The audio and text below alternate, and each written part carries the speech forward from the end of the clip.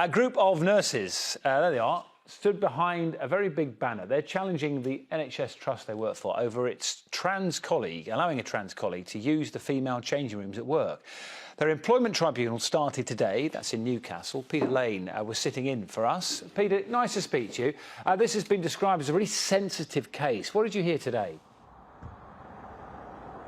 Well, Dan, it was the tribunal judge himself who said how sensitive and stressful this might be for all concerned. There are 7 nurses bringing the case from Darlington Memorial Hospital, claiming harassment, discrimination and breach of privacy. This afternoon, we heard from the first, Karen Danson, who said she broke down in tears at work after having to share the changing room with a transgender colleague who identifies as female. Now, using the pronoun he, she claimed he was smiling at me. It was the look on his face. He asked me 3 times if I was going to get changed. I felt so unsafe.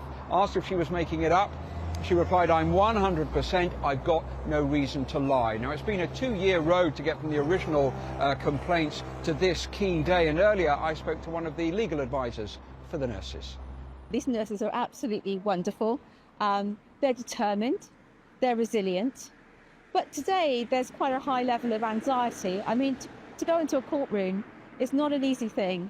And so they are worried, they're feeling anxious, and they're really grateful for the support generally. When you ask them about the what hopes they have, well, they're hoping high. And Peter, that mention of support there, it's come from some pretty high-profile places.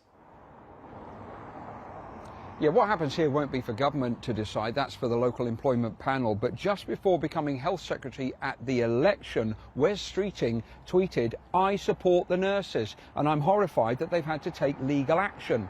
We've got to find a way through that treats trans people with respect and respects women's safe spaces. And then a few months later, the author and campaigner J.K. Rowling claimed millions of women stand with the Darlington nurses. So plenty of people will be watching what happens here. A similar case in Scotland is still to be decided. But it's clear that despite the recent ruling at the Supreme Court that female in the Equality Act means biologically female, different organisations are still navigating their way through this. The Hospital Trust said it won't comment in detail, but is committed to providing safe, respectful and inclusive working environments.